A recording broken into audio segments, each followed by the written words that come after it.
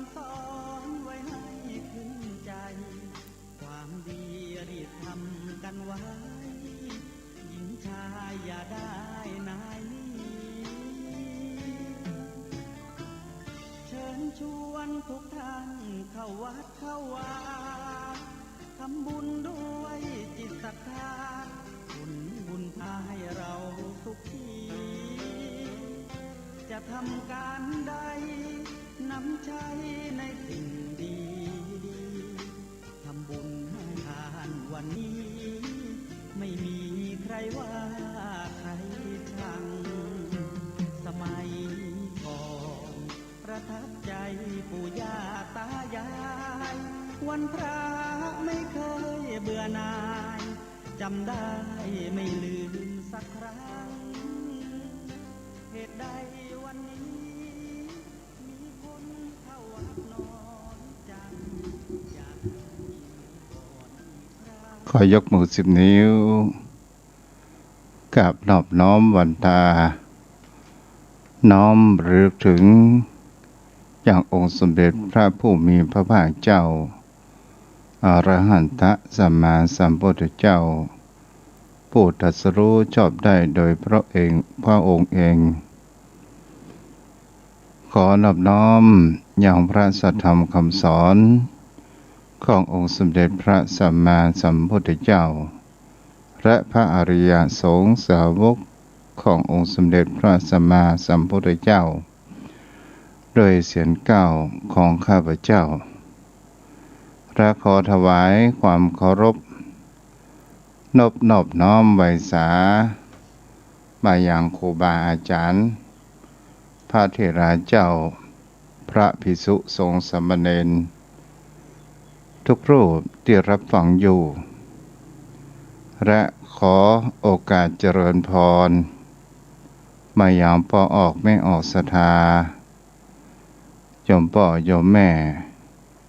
พ่อมอนแม่มอนพ่ออุ้ยแม่อุ้ยพี่ป้านะอาท่านผู้ฟังผู้มีบุญทุกท่านที่ติดตามรับฟังธรรมะยามแรงทางสถานีวิทยุเพื่อการศึกษาพระพุทธศาสนาและวัฒนธรรมโดย 104.5 เมกะเฮิรตซ์ได้รับความเมตตาธรรมจากท่านผู้อำนวยการสถานีวิทยุอาจารย์ท่านพระครูสมุวิศวัตรวรกิจโจตลอดจนถึงริ่งสัญญาณดังขึ้นสีขาวจะเป็นผู้อำนวยการก็คือท่านพระครูอภิวัตรวัฒนวิกรมถ้าเปิ้นเปิดริ่งอยู่ขอขอบคุณในความเมตตาธรรมออกในนามของคณะสงฆ์จังหวัดเชียงใหม่และในนามคณะสงฆ์อำเภอสันทรายมาอยู่เป็นประจำทุกยามแรงวันพัดและวันศุกร์เจ้าพ่อเจ้าแม่เฮาก็มาอยู่กับกันเป็นกูอูกูจ๋าเปิดรับฟังกันส่งถึงบ้านถึงจองโยมพ่อโยมแม่บางท่านบางคนกำลังทำอาหารการกินกันก็ดีบางท่านบางคนนั้นก็รับประทานอาหารบางท่านบางคนนั้นจะได้นอนฟังนั่งฟังบางท่านบางคนนั้นก็ฟังทางนั่งอยู่ในรถก็มาเป็นกู้อู้กูจ๋ากับโยมพ่อโยมแม่ท่านผู้ฟังทุกท่านวันนี้มีคำคมที่ว่าสิ่งที่เกิดในชีวิตบางครั้งก็สุขบางครั้งก็ทุกข์แต่ว่าทุกอย่างไม่มีจีรังมันก็ปะปนกันไปโยมพ่อโยมแม่อย่างกับวันนี้แต่เจ้าก็มีความว่าฝนจะตกจะทำให้มีน้ำเพื่อหล่อเลี้ยงพ ผู้ที่ทำการเกษตรต่างๆและเราจะมีความชุ่มเย็นเกิดขึ้นโอ้มืดมาแต่ตกหน่อยเดียวหายไปเหียจมพ่อจมแม่ก็มันเป็นเรื่องของธรรมชาติวันนี้ก็ขออนุโมทนากับแม่จันดีวงตาเขียวที่ได้มอบหมายให้กับทางลูกหลานก็คือนายอนุจิตวงตาเขียวพร้อมโดยภรรยานางกฤษดาชาวสวนได้มาร่วมทำบุญซื้อปูนเป็นจำนวนเงิน600 บาทก็ขออนุโมทนาบุญตัวถ้าโยมแม่รับฟังอยู่ขออนุโมทนาบุญในการที่ได้ทำบุญสร้างวัดสร้างวาตัวกันโยมพ่อโยมแม่วันนี้ตัวเจ้า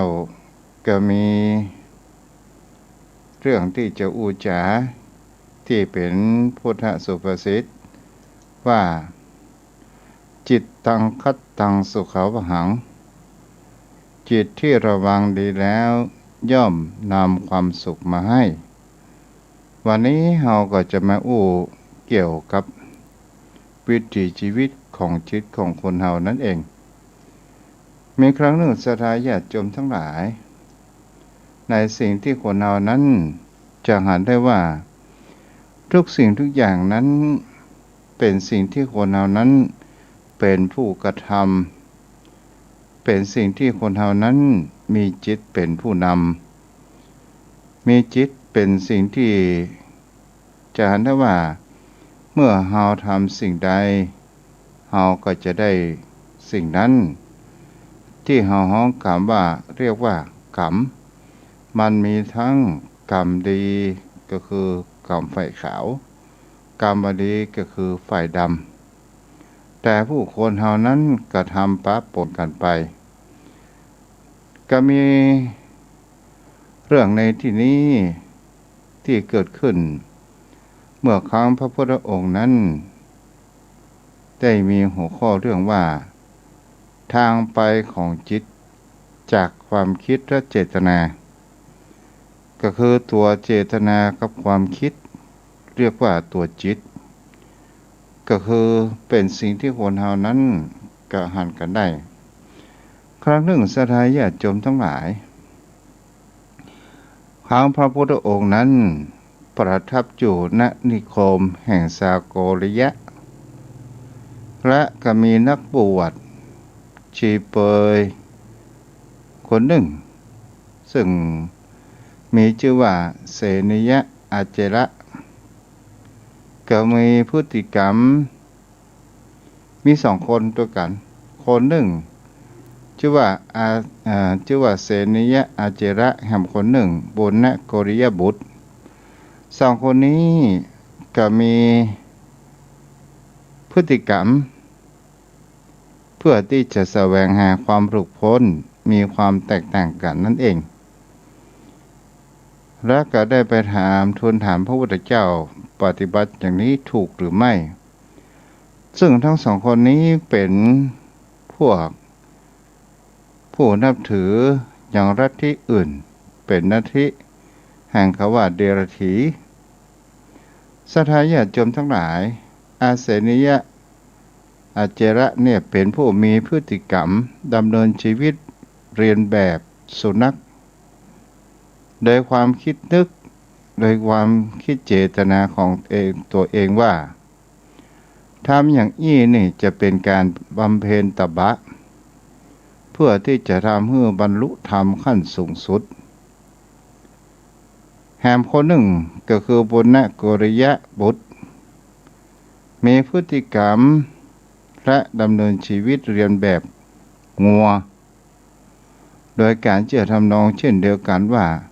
เป็นการบำเพ็ญตบะทำอย่างนี้จะได้บรรลุธรรมขั้นสูงสุดเช่นเดียวกันโยมพ่อโยมแม่เฮาก็ลองมาดูสังเกต ในวิถีชีวิต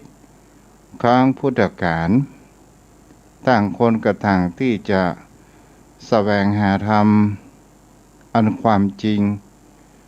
ที่จะทำให้เฮานั้นมีความหลุดพ้นและก็เป็นสิ่งที่จะหันได้ว่าทั้งสองคนนี้ทั้งเสนิยะอาเจระและปุณณโกริยบุตรบังเอิญก็ได้พบพระพุทธเจ้าจึงได้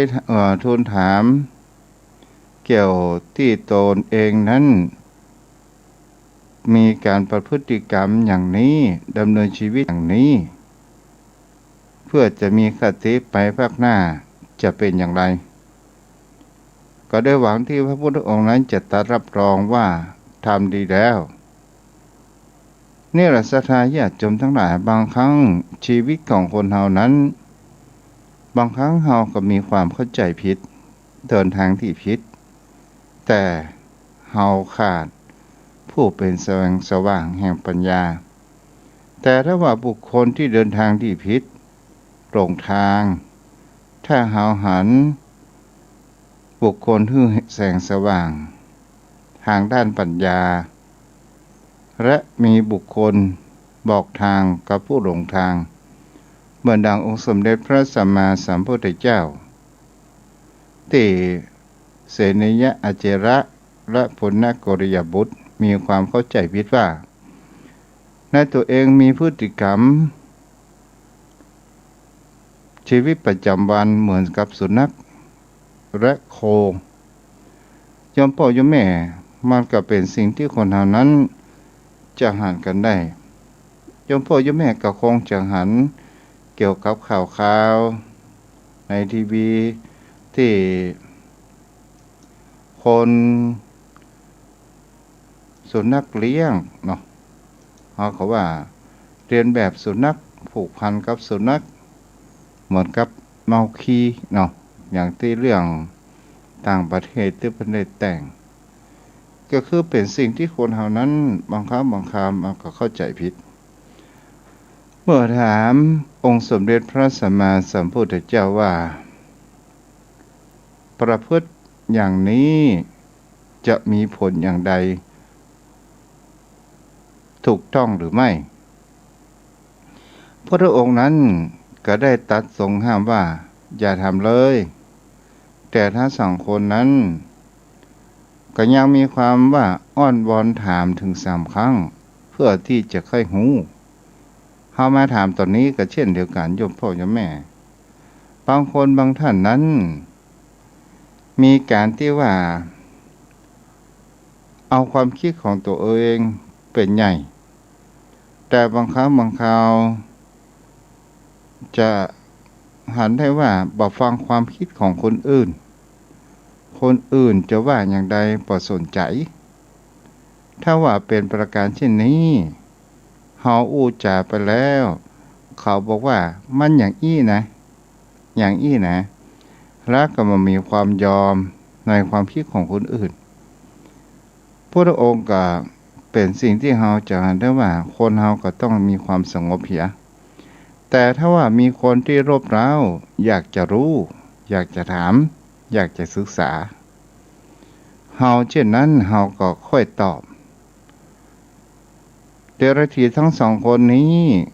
กระถามรบเร้าของพระพุทธองค์เกิดขึ้นเพื่ออยากจะให้พระพุทธองค์ชมเชยว่าเป็นทางที่ถูกต้องดีแล้วแต่พระพุทธองค์นั้นเขาถามรอบถึงรอบที่3จึงจะตอบพระพุทธองค์บอกว่าตรัสบอกว่าคนที่มีพฤติกรรมและมีวิธีดำเนินชีวิตแบบสุนัขหรืองัวเช่นนี้เมื่อตายไปแล้วก็จะไปเกิดเป็นสุนัขหรืองัวตามความหลงผิดและความเคยชินนั่นเองทั้งสองคนนั้นก็รู้สึกว่ามีความเสียใจและได้ข้อคิดจึงทูลถามพระพุทธองค์ขอพระพุทธองค์นั้นทรงแสดงธรรม พระพุทธองค์นั้นก็ได้ทรงแสดงธรรมให้มีความกระจ่างแล้วเลิกในการประพฤติของตัวเองเมื่อมีความงดงามได้พระพุทธองค์นั้นแสดงธรรมเกี่ยวกับกรรมสี่อย่างกรรมสี่อย่างจอมพ่อจอมแม่บางท่านบางคนก็อุจจาว่ากรรมบอกกรรมก็ไม่ได้กิน อันนี้ก็เป็นความคิดที่ย้อนไปพระองค์นั้นบอกว่ากรรมของคนเฮานั้นมี4ประการด้วยกันกรรมดำมีวิบากดำก็คือกรรมที่มันมืดมิดโยมพ่อโยมแม่ก็จะหันได้ว่าได้แก่การที่เราปรุงแต่งความคิดหรือเจตนาทางด้านกายวาจาและจิตใจอันที่ว่ามีความหลงผิดอยู่มากหลงผิดอยู่มากก็คือเป็นคนที่ชอบในการมีความเบียดเบียนต่อสัตว์อื่นก็คือมีความเบียดเบียนจึงมีไปที่เกิดในภพแห่งความการที่ว่ามีการที่เบียดเบียนได้รับความสัมผัสเวทนาที่มีการเบียดเบียนอันเป็นความทุกข์ทรมานโดยส่วนเดียวเช่นผู้ที่ไปเกิดเป็นสัตว์นรกเปรตและอสุรกายหมายถึงคำว่ากรรมดำและวิบากดำก็คือการที่คนเฮานั้นปรุงแต่ง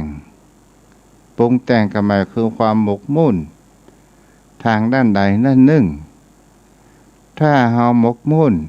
ในทางด้านที่บดีอย่างเช่นเฮาหมกมุ่นในราคะกิเลสตัณหาความตำหนัดมีความโลภอยู่มากมายมีความหมกมุ่นแห่งคำว่าเป็นคนเจ้าโทสะเป็นคนที่มีความอาฆาตแค้นพยาบาทปองร้ายคนอื่นนี่ก็คือกรรมดำวิบากดำถ้าบุคคลใดที่มีการกระทำอยู่ทำอย่างนี้เรื่อยไปตลอดจนถึงบุคคลที่มีพฤติกรรมในการเบียดเบียนคนอื่นและมีการชอบข่มเหงคนอื่น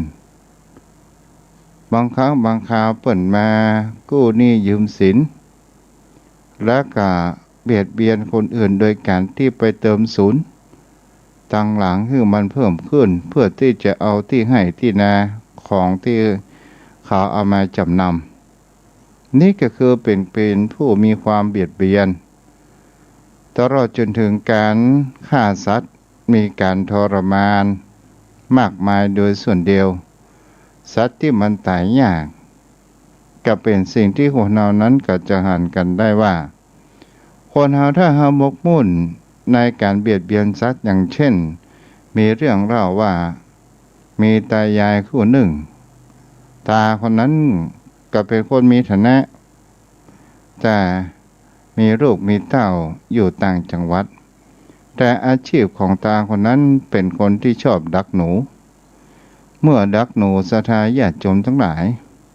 เมื่อดำหนูเอาหนูมาแล้วภรรยาก็มีความชอบใจในการฆ่าสัตว์ของตาคนนั้นก็เอาหนูนั้นไปแช่น้ำเพื่อให้มันดิ้นตายทำแล้วทำเล่าอยู่ตลอดระยะเวลา5 ปีด้วยกันกรรมดำคนเฮานั้นมันก็ถึงมาหายไปไหนมีอยู่วันหนึ่งศรัทธาญาติโยมทั้งหลายแกนั้นก็ได้ขี่รถจักรยานยนต์หรือว่ารถเครื่องทั้ง2ผัวเมียเกิดไปพลาดพลั้งตกคลองน้ำกระรวดดิกน้ำตายอันนี้ก็เป็นสิ่งที่คนเหล่านั้นทำอย่างใดมันก็ได้อย่างนั้นโดยการที่เราได้ฆ่าสัตว์เพื่อเกิดแห่งความทุกข์ทรมานจะเป็นสัตว์ใหญ่หมูงัวควายคนหรือหมาแมวอะไรอย่างก็ตามที่มันใจเจตนาแห่งศรัทธาญาติโยมทั้งหลาย นี่ก็เป็นสิ่งที่เราก็จะหาได้ว่ามันเป็นกรรมดำกรรมมืดต่อมาก็คือกรรมขาววิบากขาวได้แก่บุคคลที่มีความปรุงแต่งแห่งความคิดถ้ามีเจตนาทางด้านที่ดีทางด้านกายวาจาและจิตใจและเป็นคนที่มีชอบในการเรื่องเบียดเบียน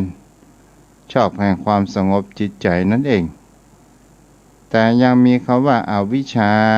ก็คือความหมองหูยังมีความยึดติดในตัวตนพ่องน้อยพ่องจึงมีที่ไปก็คือจะได้ไปเกิดในภพที่มันมีการเบียดเบียนเสวยเวทนาความสงบใจชั่วระยะเวลาหนึ่งเช่นผู้ที่ไปเกิดเป็นพรหมอย่างนี้เป็นต้น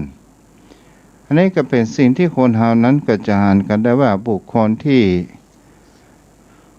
เฮามีความรักในพระพุทธศาสนาเฮามีจิตใจจดจ่อกำอู้กำจ๋าของพระสงฆ์องค์ข้าเจ้าแต่ละรูปที่ได้นำรักธรรมมาเป็นคติธรรมให้กับโยมพ่อโยมแม่เฮาได้ฟังแล้วเฮาก็มีความสบายใจเมื่อเฮาฟังเรื่องธรรมะเฮาได้ฟังธรรมเรื่องที่พระสงฆ์องค์ข้าเจ้านำมาเผยแผ่นั้นสิ่งที่โยมพ่อโยมแม่มาหูก็จะได้หูเมื่อหูแล้วก็จะได้หูชัดเจนยิ่งขึ้นและก็จะทำให้เฮาจิตใจเขานั้นมีความผูกพันถามว่าเป็นความหมกมุ่นก็หมกมุ่นในทางสิ่งที่ดีมันก็เป็นธรรมคือเฮาจิตใจผูกกับในพระพุทธศาสนาผูกในคำสอนขององค์สมเด็จพระสัมมาสัมพุทธเจ้าบุคคลผู้มีจิตประการเช่นนี้แต่ยังมีความหลงยึดติดในบางสิ่งบางอย่างยึดติดทางด้านวัตถุยึดติดทางด้านกายโดยความบอกเข้าใจว่าตนตัวของเฮานี้แบ่งมันเป็นสองภาคด้วยกันภาคแรกก็คือรูปธรรมภาคที่สองคือนามธรรมแต่ถ้าว่าเฮาเข้าใจอันยังคือรูปก็คือร่างกายของเฮาอันยังคือใจก็คือจิตใจเจตนาคือความคิดของเฮานั่นเองนั้นเป็นนามธรรมถ้าเฮาเข้าใจเช่นนี้เฮามามีความยึดติดมากมันก็จะไปในทางด้านที่ดีมีพรหมเป็นต้นต่อมาสถานญาติโยมทั้งหลายกรรมดำปะปนกับกรรมขาวก็คือมีวิบากดำทั้งขาวได้แก่การที่บุคคลเฮานั้นมีความคิดปรุงแต่งทางด้านเจตนาทางด้านกายวาจาบางครั้งบางคราวเฮาหลงผิดไปพ่องน้อยพ่องนักพ่องเฮาได้มีประกอบในการเบียดเบียนและมามีการเบียดเบียนพ่องจึงมีที่ไปก็คือไปเกิดในภพที่มามีการเบียดเบียนและที่มามีการเบียดเบียนบ้างหรือว่าบ่เบียดเบียนพ่องได้รับสัมผัสแห่งกเวทนาความทุกข์ทรมานและความบันเทิงเริงลมค้าเข้ากันไปเช่นเป็นผู้ไปเกิดเป็นเทวดาบางคนก็ไปเป็นสัตว์เดรัจฉานทั้งหลายในที่นี้โยมพ่อโยมแม่ก็เป็นสิ่งที่คนเฮานั้นก็จะเห็นได้ว่าวิถีชีวิตของคนเฮานั้นเฮาเป็นสิ่งที่คนเฮานั้นเริ่มต้นชีวิตมาของเฮามันก็มีความปะปนกันพ้องเมื่อเฮายังหนุ่มยังน้อยเมื่อเฮายังมีพละกำลังเมื่อหนุ่มเฮาอาจจะได้เบียดเบียนสัตว์ต่างๆนานาที่มีลมปานมากเบียดเบียนคนอื่นพ้องพอเวลาเฮาแก่ตัวมานั้นเฮาเริ่มจะมีความเข้าใจในชีวิตเฮาเริ่มจะหันสัจธรรมแห่งชีวิตเกิดขึ้นกระทำให้เฮานั้นคลายแห่งความยึดมั่นถือมั่นตนตัวของเฮาเองคลายยึดมั่นถือมั่นในทรัพย์สินสมบัติต่างๆนานาเกิดขึ้น โดยมีความคิดอยู่ว่าทุกสิ่งทุกอย่างนั้นมันเป็นของธรรมชาติที่เฮามาบนโลกใบนี้เฮามาหยิบยืมเพียงแค่ชั่วครั้งชั่วคราวเท่านั้นในสิ่งเหล่านี้ที่เฮาเกิดมาเฮาหันได้ว่าสิ่งที่มันผ่านมามันเป็นบทเรียนทำให้เฮาเรียนรู้แท้จริงแล้วก็เป็นสิ่งที่มีความสมมุติกันเกิดขึ้นทั้งนั้นเมื่อร่างกายของคนเฮาบ่มีความยึดมั่นและก็มีจิตใจมีเจตนาในการประพฤติในสิ่งที่ดีทำบุญให้ทานรักษาศีลตลอดจนถึงเจริญสมาธิภาวนาและก็เฮาก็คลายแห่งความยึดมั่นตัวตนและเฮาก็ประเกิดความกลัวในการเกิดแห่งวันที่เฮาหมดลมหายใจเพราะว่าจิตใจของเฮานั้นผูกกับธรรมะรักคำสอนของพระพุทธองค์อยู่แล้วและก็จะทำให้เฮานั้นมันมีคำว่าลงตายนั่นเองจมพ่อจมแม่วิถีชีวิตของคนเฮากรรมดำปะปนกับกรรมขาวนี้ส่วนใหญ่จะเป็นอย่างนี้กันทั้งนั้นแต่สิ่งที่คนเฮานั้นหูดีกว่ามาหูมาทีหลังดีกว่ามาถ้าว่าหูแต่ทำตัวเพิ่นเฮาว่าหูแต่หูเกินไปอย่างใดอันนี้มันบอกห้องจองกันนะก็คือมาขวาดีกว่ามาแม่นี่ก็คือเป็นสิ่งที่คนเฮานั้นจะเห็นได้ว่ามันก็มาปะปนกันไปในวิถีชีวิตของคนเฮานั้นเองถ้าคนเฮาจะมีความบริสุทธิ์อย่างแท้จริงมันก็หาได้ยากมันก็ปะปนกันไปดีบ้องบ่ดีบ้องมันเป็นเรื่องธรรมชาติแต่สิ่งที่สำคัญที่ก็คือจะทำให้เฮานั้นอย่างเช่นไปเกิดเป็นเทวดาถ้าเฮาทำดีถ้าเฮาทำบ่ดีมันก็ไปเกิดเป็นสัตว์เดรัจฉานอย่างนี้เป็นต้นต่อมาศรัทธาญาติโยมทั้งหลายกามบัดดำบอกขาวกามบัดดำบอกขาวนั้นก็เพื่อเป็นไปแห่งความสิ้นทุกข์ก็คือมีเจตนารักกรรมทั้งปวงโดยประกอบวิชาก็คือความรู้ในเรื่องอริยสัจสี่อย่างท่องแท้รู้ว่าอันใดเป็นต้นเหตุแห่งทุกข์อันใดเป็นผลของมันนั่นเองก็คือธรรมที่มีเหตุผลที่จะทำให้พ้นทุกข์พ้นจากการเวียนว่ายตายเกิดในวัฏสงสารนี่แหละศรัทธาญาติโยมทั้งหลายนี่เป็นหลักธรรมที่องค์สมเด็จพระสัมมาสัมพุทธเจ้าได้อุจจาเกี่ยวกับคำว่ากรรมสี่เพื่อกับบุญนะกริบุตรครับปนเขาว่าอาจารย์เมื่อเดรัจฉีทั้งสองคนศรัทธาญาติโยมทั้งหลายก็คือเสนียะอาเจระและบุญนะกริยบุตรทั้งสองคนนี้เมื่อได้รับฟังแล้วฟังธรรมเทศนาขององค์สมเด็จพระสัมมาสัมพุทธเจ้าจึงได้แสดงตัวตนเป็นอุบาสกขอนับถือพระรัตนตรัยตลอดชีวิตและเสนิยะอาเจจระกราบทูลสรรเสริญพระธรรมเทศนาและขอบัญชาและ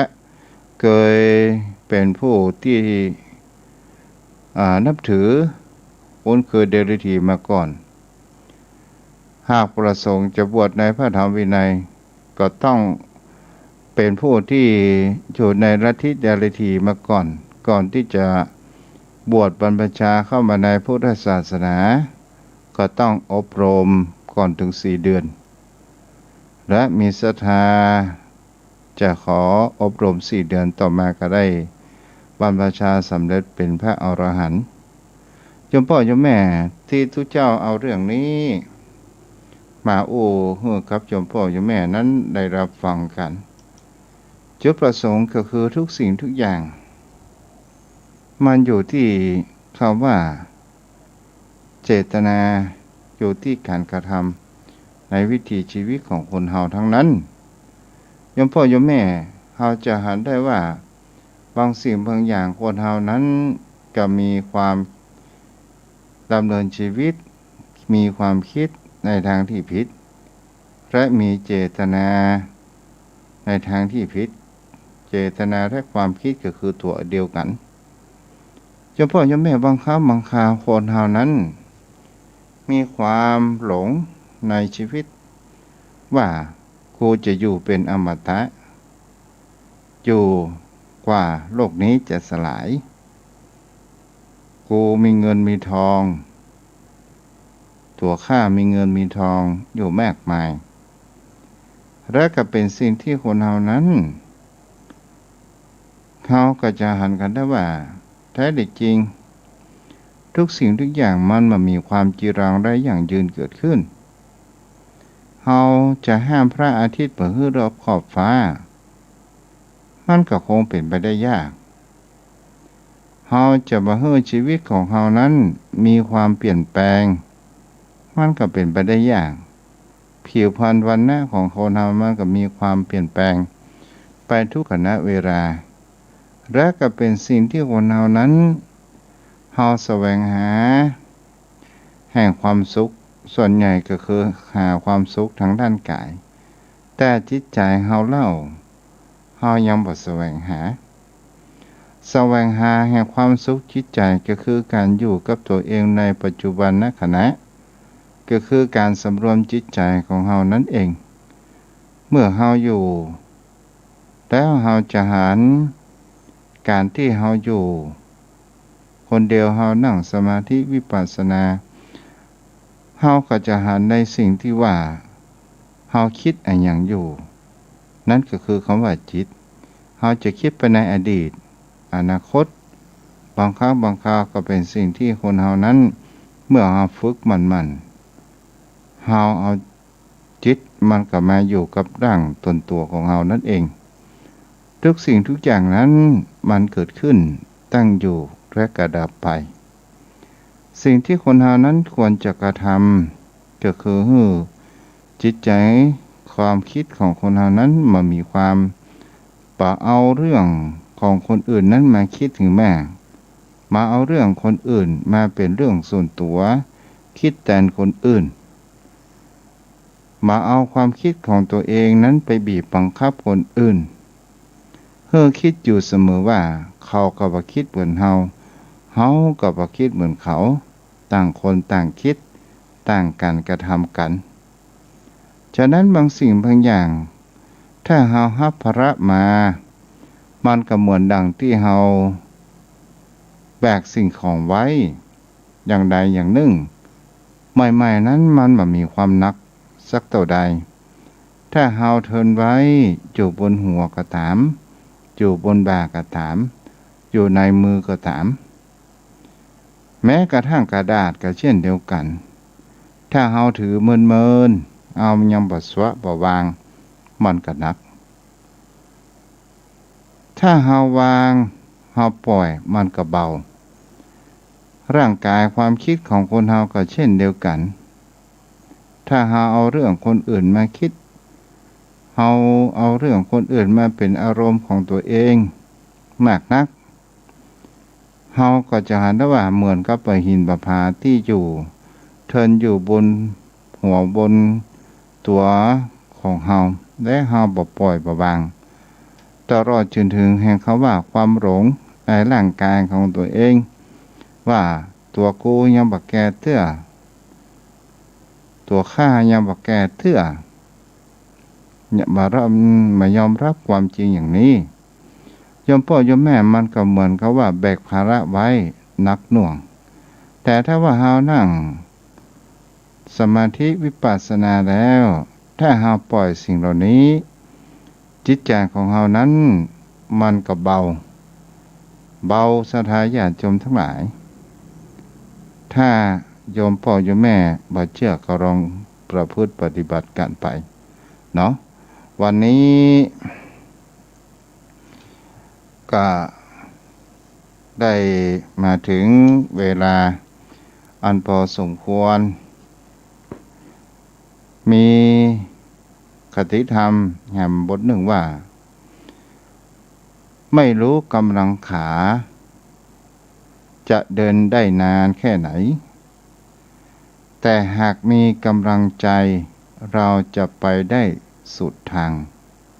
วันนี้ก็ไว้เพียงเท่านี้เนาะโยมพ่อโยมแม่วันพัดวันศุกร์หน้าเฮาปะกันใหม่วันนี้ก็เอาไว้เพียงเท่านี้เนาะเดี๋ยวก็มาสนทนาธรรมกันต่อไปเนาะโทรเข้ามาได้เด้อ0631639950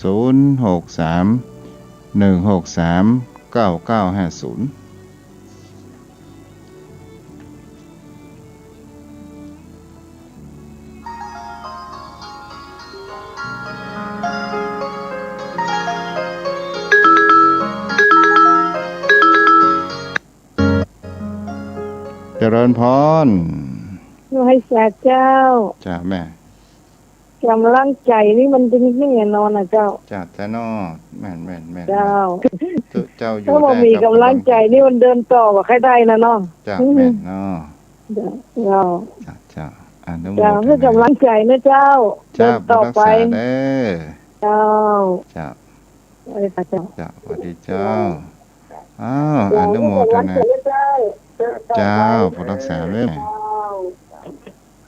โทรเข้ามาได้0631639950จ้าครับหลวงพ่อฮัลโหลหลวงพ่อท่านประธานครับครับจังเลย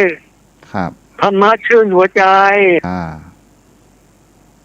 พูดดีครับครับครับอนุโมทนาตัวเด้อมาตรการครับหลวงตาหลวงพ่อเนาะวันนี้ผู้ติดตามทาง Facebook ก็มี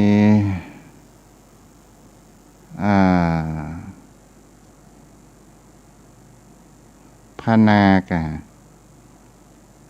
พามาแล้วมาสักกันเป็นภาษาอังกฤษเนาะต่อมาก็คือมีคุณโยมถนอมศรีมหาวันกับอนุโมสาธุเนาะที่รับฟังรับชมกันทาง Facebook โทรเข้ามาได้เด้อ0631999950ไปจน5 โมงใกล้ๆ6 โมงเนาะ0631639950โทรไปเด้อ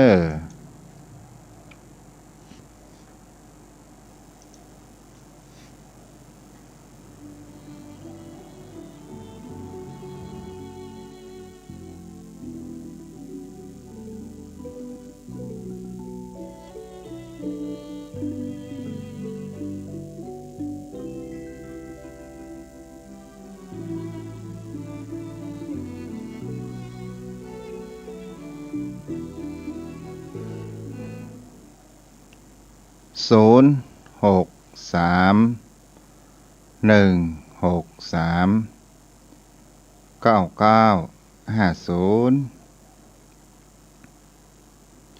0631639950อนุโมทนาครับโยมแม่ที่รับฟังที่บ้านที่จองมาได้โทรมาเนาะที่ได้รับฟังกัน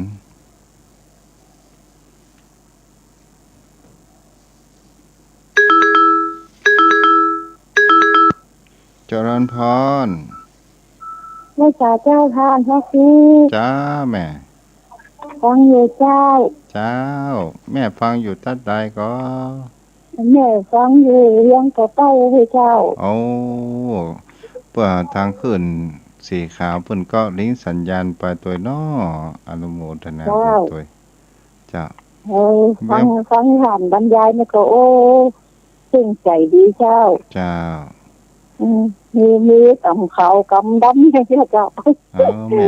แม่นมันอยู่ที่การกระทำของเขาเนาะเข้าใจดีเจ้าจ้าเพียงพ่อเป็นยังไงพ่อมีฝนก็ฝนตกอยู่เจ้าวันนี้ตกอยู่แต่เจ้าต้องเชียงใหม่นี่ตกหน่อยเดียวแม่เลยตกหน่อยเดียวน่ะแม่อยู่หิมโดยนางเกี้ยวนี่เจ้าเคยผ่านมาก่อนตั้งใกล้ๆโป่งน้ำร้อนอย่างนี้เนาะมันเขตติดต่อกับโดยสะเก็ดเลยเจ้าเจ้าฟังชัดเจนดีกว่าเจ้าชัดเจนดีเจ้าฟัง104แม่ฟังขึ้นในยังขึ้น104เจ้าขึ้น104ทะลุทะลวงเหมือนกันเนาะเจ้าฟังจึงวันฟังกุดตวนกูองค์เจ้าดีแล้วแม่เจ้าบุรักษาเป็นกำลังใจให้ท่านพ่อครูนะเจ้าบุรักษาได้แม่เจ้าไว้สาเจ้าถึงจะอยู่ห่างไกลใจก็ถึงกันเนาะ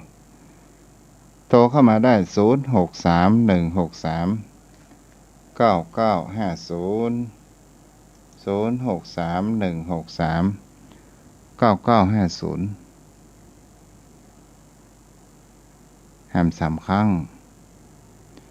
0631639950เจริญวาสาครับหลวงตาโดยธนาคารกรุงไทยนั่นอะไรนั่นเลขอะไรนะเดี๋ยวก่อนนะคิดก่อน375โอ้007อะไรครับ007ครับ1306 306ครบยัง375 007 1306ครับหลวงตาจ้ามามีไฟโทรมาแล้วกะ0631639950ถ้ามามีไผเจริญพรป้อนานสยานโทรเข้ามาได้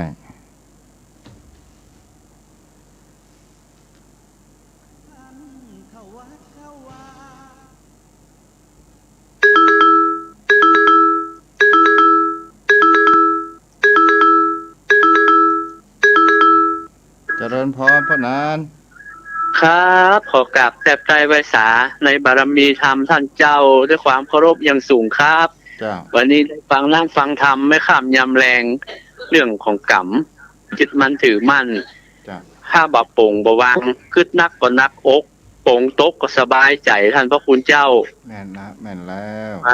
เป็นการกระทำของเฮานะครับถ้าขึ้นไปนักมันก่อนนักอกนักใจนะท่านเจ้าเว้ยแม่นเป็นธรรมดาปุถุชนนะท่านเจ้าเนาะถูกต้องแล้วได้ข้ามได้ปนมันยังวังวนอยู่ในวัฏสงสารอยู่ก็เอาบุญบารมีวาสนาว่าท่านเจ้าเอ๋ยก็ขอให้มันเบาบางลงไปนะครับการกระทำที่มันเป็นกรรมอันมืดอันเศร้าอย่าปาให้เราไปเกิดภพภูมิที่บดีถ้าว่าปฏิบัติได้ดีก็ดีกับตนกับตัวอยู่ที่ตัวของเฮาแล้วท่านเจ้าเนาะจ้ะเพราะนะคนอื่นครับผมไว้สาครับเฮามาเรื่องวัฒนธรรมนี่กันหน่อยได้กับท่านเจ้าเกี่ยวกับอันนี้ถึงแสดงความคิดเนาะระหว่างเปิ้นเอาประสาทกับเต้นเนี่ยเพราะนั้นว่าอันใดจะดีกว่ากันท่านเจ้ามันประดีถึง2นะท่านเจ้าเนอะคือถ้าเฮาถึงฮีดฮอยประเพณีวัฒนธรรมมันเก่าอันเดิมของเฮาล้านนาของเฮานี่เพื่อใส่ประสาทคำว่าใส่ประสาทมันก็เป็นทำให้เศรษฐกิจมันกระจายก็ได้เฮาเป็นแง่มุมของเศรษฐกิจเพราะว่าศาลาที่มาแปลงเนี่ยเพิ่นก็ได้ค่าจ้างในการแปลงประสาทเพิ่นก็ไปเลี้ยงลูกเลี้ยงเต้าส่งห้ำส่งเฮียนบางที่นี่ส่งลูกเต้าจบถึงปริญญาอย่างก็มีจะนับจะหลายท่านเจ้าแต่ว่าฮีดฮอยประเพณีวัฒนธรรมของเมืองเหนือของเฮาเพิ่นนิยมใส่ประสาทมาแต่ก่อนแต่เดิม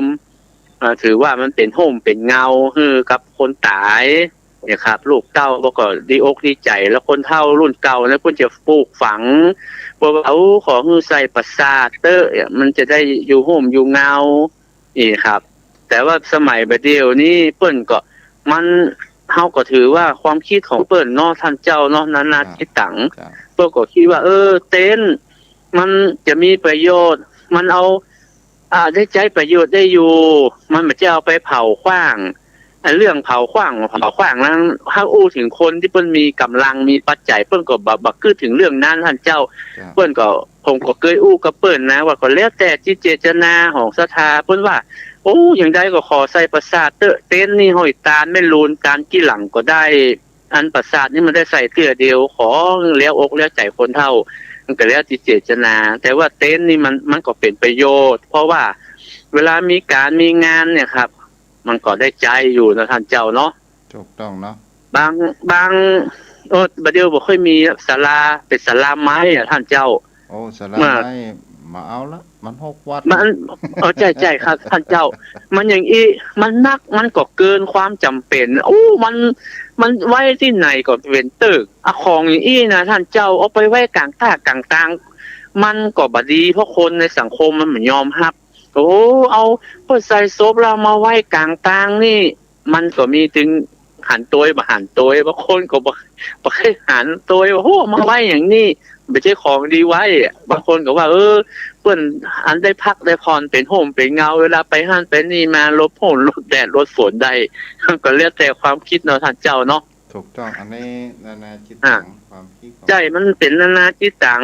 จะว่าใส่อันนั้นบัดดีอันนี้บัดดีก็บอกว่าเอาแล้วแต่จิตเจตนาของเจ้าภาพของลูกของหลานที่เพิ่นเห็นสมควรท่านเจ้ามันก็ใจได้ทั้งสองนะเฮาก็มองไปในแง่ดีว่าประสาทมันก็ดีเพราะว่ามันก็งดงามมันเป็นวัฒนธรรมหิดห้อยของเมืองเหนือของเฮามันได้ใส่ประสาทมามันก็ได้ทั้งสองนะครับพระคุณเจ้าถูกต้องเนาะแต่ในว่าใดท่านเจ้าพ่อนานอู้กรรมใส่เข้าบาตรพี่น้องได้รับฟังกันเนาะกรรมที่ฐานกับว่าใดก็ว่ากรรมโยงกรรมโยงอะครับโยงเข้าปากก็ตั้งนะโม3จบแล้วก็ตั้งว่าสาธุโอกสะเอกหันท่านเจ้าโอทนะเป็นที่ปะตังตานังนิปานังปรมังสุขังอันนี้มันเป็นกรรมโยงท่านเจ้าว่าใดเจ้าพ่อหนานจ้ากูเตือเพิ่นจะได้โจทย์เนาะตั้งนะโม3จบก็คือนะโมตัสสะภะคะวะโตอะระหะโตสัมมาสัมพุทธัสสะแล้วก็คำว่าสาธุโอกสะโอทนะเป็นที่ปาตังตานังนิปปานังปะระมังสุขังอันนี้เป็นกรรมโยงเข้าบาทแล้วใส่ถ้าเขาจะใส่ย้อนไปในบาทแล้วก็สุโขโหมิก็ได้สุโขโหมะก็ได้ถ้าโหมิเนี่ยก็ได้เฮาคนเดียวสุโขโหมะนี่ก็ได้ถึงครอบถึงครัวถึงผู้ที่มีส่วนเกี่ยวข้องในการที่มีส่วนในการที่เอาเข้ามาใส่บาตรแบบความว่าสามีภรรยาเนาะสามีเป็นคนนึ่งเข้าภรรยาไปใส่บาตรก็ได้ถึงครอบถึงครัวเนี่ยเป็นคำใส่บาตรท่านเจ้าวันนี้พ่อหนานเสียงดีขอยอโยงคุณได้ก่อนวันนี้เอายอกุลอย่างท่านเจ้ายอกุลก็ว่าเจิญเทวดายอกุลของกินของตาน่าก็คือเทวดารับทราบอันนี้ก็อันเจิญเทวดานะครับท่านเจ้ายอกุลครับมันจะใช้เวลาหรือของท่านเจ้าหรือเวลาประมาณเท่าใดประมาณแหม7 นาทีจ้ะถ้ามันหมดอย่างใดไปก็ลวดอันตึกอันท่านเจ้าเนาะเดี๋ยวอาจารย์ท่านผู้ครูเพิ่นตึงตัดเองครับไว้สาท่านเจ้าอันนี้เป็นการยอกุลหรือว่าอัญเชิญเทวดาบางที่ก็ว่าวันอินวันพรหมคือมาปะตาโมทนาบุญกิ่งบุญตาลที่เฮาได้กระตามปั่มเปงมานะครับโย สันนิสินโนวาลาโปติมูเลมาลังสะเสนังมหันติวิจัยโยสัมโพธิมากันจิงอนันตัญญโนโลกุตตะโมตังปนามามิพุทธังตังปนามามิธัมมังตังปนามามิสังฆังสุนันตุเทวาวะลาลาจานากาอินโตโยมมาลาโลกาปาลาทอลานิจาคุณตาสิลิมาปิตานาอาวาสานุลักขาพุงภาการตาสาเสเตตัสสมาตุมเฮอานุโมตมานาฟังลาฝูงเทพเต้าอันอยู่เขตด่านดาวคงไข่โทละนีอากาศกว้างไกลโลกจักรวาล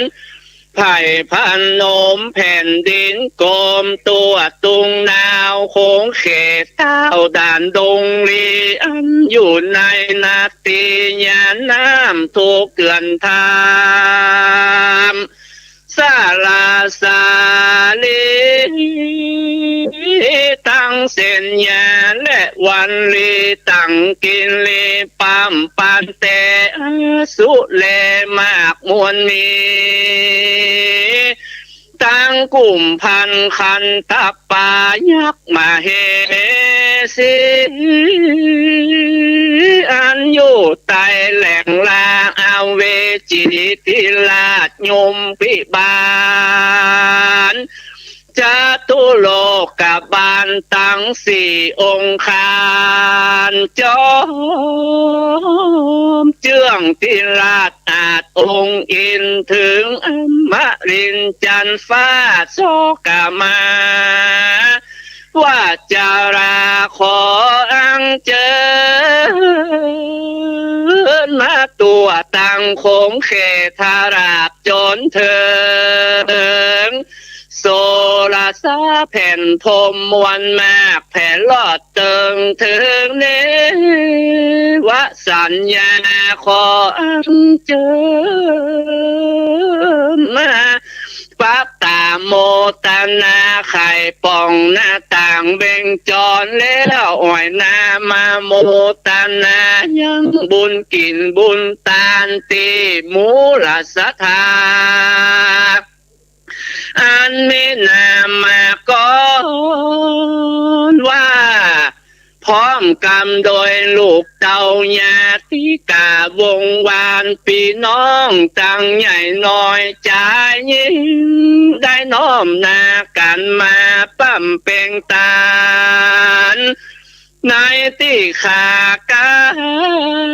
ละวันนี้ยามนี้แต่เป็นจริงขอได้นะเอาชื่อแห่งเจ้ามูลสัทธาอันมีนามมาก่อนว่าพร้อมกรรมโดยลูกเต่าญาติกาพี่น้องวงวานจูคนไว้ในสุวรรณปัปตาตั้งหลาบเงินและหลาบคำแล้วขอนำมือถวายแก่องค์อินตาติราชเจ้าฟ้าได้เป็นดังห่มเงาไปเตรียมเนื้อเตรียมต้นนั่นจุงจังมีเตียงแต่ดีลีนี่เป็นกรรมอังเจิญเทบุตรเทวดาวันอินวันพรหมท่านเจ้ามันก็มีหลายสำนวนครับบางสำนวนก็มันจะขึ้นว่า ดูแลเทวดาเจ้าทั้งหลายอันสิ่งสถิตอยู่ยังวิมานคำแห่งห้องก็แล้วแต่ว่าเฮาจะเอาบทใดมาใจก็เป็นของโบราณจาล้านนาของเฮาท่านเจ้าที่เปิ้นได้รจนาแต้มไว้ก็รักษาสืบพี่สืบห้อยเปิ้นไว้ให้ท่านเจ้ามือลบลายหายสูญไปมันก็เป็นส่วนหนึ่งของประเพณีวัฒนธรรมตั้งเหนือของเฮาท่านเจ้าแม่นเนาะแต่ก็มันเป็นสิ่งอะไรท่านเจ้าควรที่จะอนุรักษ์ไว้เนาะโอ้มันเป็นของควรค่ายิ่งครับเป็นมรดกเปิ้นยกคือเป็นมรดกอันล้ำค่านะท่านพระคุณเจ้าถูกต้องเนาะเฮาบางทีเฮาไปฮือของใหม่แต่เฮาบ่รักษาของเก่าของใหม่นี่มันก็มีอย่างคำบรรยายไม่อย่างบ่ใช่ว่าบ่ดีก็ดีท่านเจ้าแต่สิ่งที่มันมีมาแต่เดิมของเก่านั้นเป็นมรดกเป็นกลางควรค่าทางวัฒนธรรมอย่างยิ่งท่านพระคุณเจ้า